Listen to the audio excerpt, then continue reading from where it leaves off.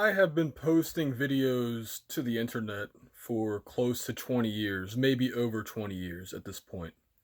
Going back to the Real Player days, the Real Player Generation 2, and what was it, the ASF format? That was the Windows Media Player format, the original one. And then we also had .RA and .RM, that's real media, real audio. So I have quite a bit of experience when it comes to internet video and audio streaming and things like that. And I gotta say, it's a little disappointing to read some of the comments people are talking about YouTube and their new policy changes. And I wanted to address those personally because I think, look, we are guests here on YouTube, okay? We don't pay a penny to post videos. And in fact, I make money, and as do other YouTube partners. I make money by posting videos. A little bit of money, not a lot. But anyway, the point is, back in those days when I was posting videos to my website, first of all, I had to pay for the website. Actually, the original one was like on .zoom, XOOM, GeoCities was another one. What was the other one? There was several free web hostings, but I had one for my internet service provider, which was Comcast at Home at that point, which didn't have a lot of space. Putting up real media or whatever it was called back then, real videos was you can only have a few up. So GeoCities and Zoom and the other ones that had like supposedly unlimited space, that was the way to do it.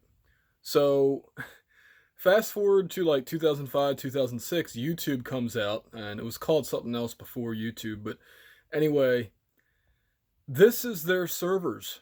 You know, before I could get a place where there was like a centralized area of people looking for videos, there was no other place. I tried to get my stuff on a website called Atom Films, which I believe is spelled ATOM Films, and they didn't accept any of my videos. I thought they were good enough videos, but they didn't like it. So YouTube comes around, and anybody can upload videos. Now, back then, you had to actually know how to use like a capture card. You had to own a capture card. It wasn't exactly the easiest thing. You know, you couldn't just record a video on your cell phone like I am right now and then instantly upload it afterwards, or even stream it live from your cell phone. All that stuff was not around back in 2005, 2006. HD was a pretty relatively new thing for consumers. You know, professionals, yes, like the NFL and places like that, they had HD since about the year 2000, 2001, but not little everyday Joes like me. So, going back to why I'm making this video, look, this is YouTube's playground. This is their house. We are guests at that house. And I appreciate the fact that whenever if I make a topic and somebody's searching for it, they'll find my video. Not always, but a lot of times. And my video gets recommended to people.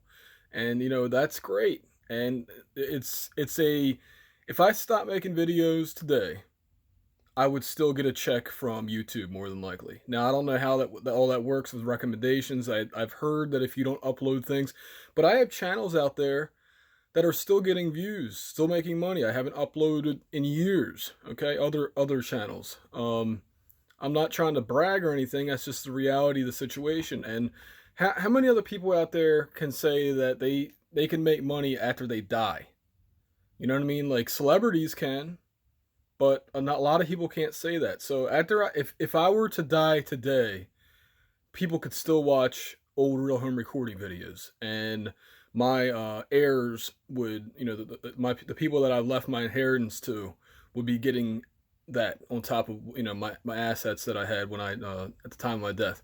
Anyway, the point is, I'm not trying to butt kiss YouTube, but YouTube has provided a platform to allow us to upload 4K or 8K quality videos, and they recommend it, and they set the rules. The bottom line is they set the rules. Now, I do believe that older videos should be grandfathered in. You can't just there's a thing in legal land.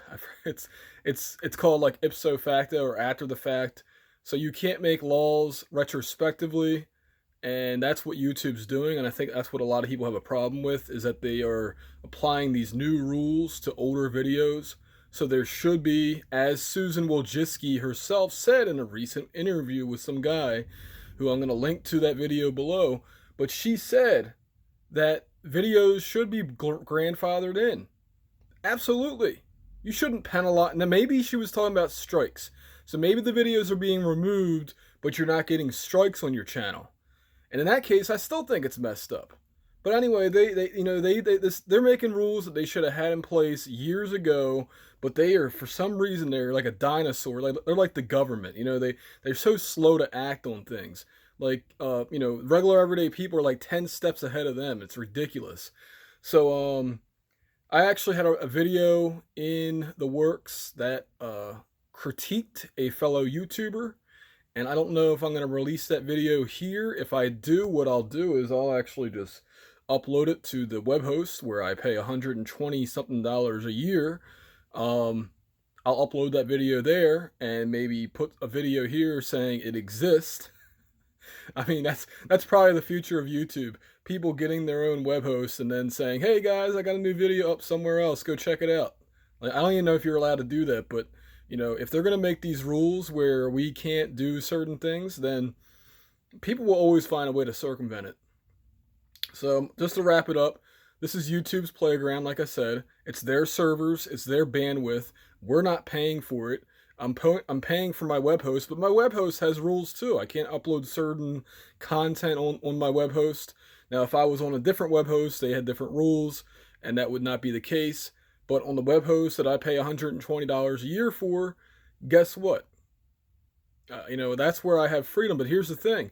People actually have to manually type in realhomerecording.com and then find those videos. Now, back in the day, I guess I could set up an RSS feed to make it a little easier, but YouTube has a great system here. This is why I like YouTube. People can get on YouTube all they want. Look at the complexity of the system that they put in place, and the millions of users who they serve on a daily basis. Like, that's incredible. It's incredible. If you ever seen the server farms they have, that's incredible. I mean, I would have loved to have had something like this back when I was 14 years old, to post to, to express my freedom, to get my message out there. You know what? You got to play by the rules. I'm sorry. If you don't like the rules, you can make your own website. You can pay for your own website, get your own sponsors. But, nobody's entitled to anything in this world. And YouTube tomorrow could end their partnership program. And in that case, what I would probably do is take my videos elsewhere and stop uploading here, because what incentive do I have other than, just being nice? But the problem with being nice is a lot of times nice guys finish last. So, and I think a lot of YouTubers would do that too. They would find another place to put their videos because, well, I mean, they build an audience here, but I don't know. It's a tough situation, guys.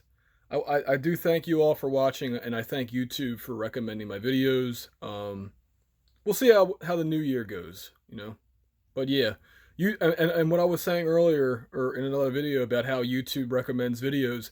Yeah, they don't want to recommend a video where somebody has the same background, it's the same face.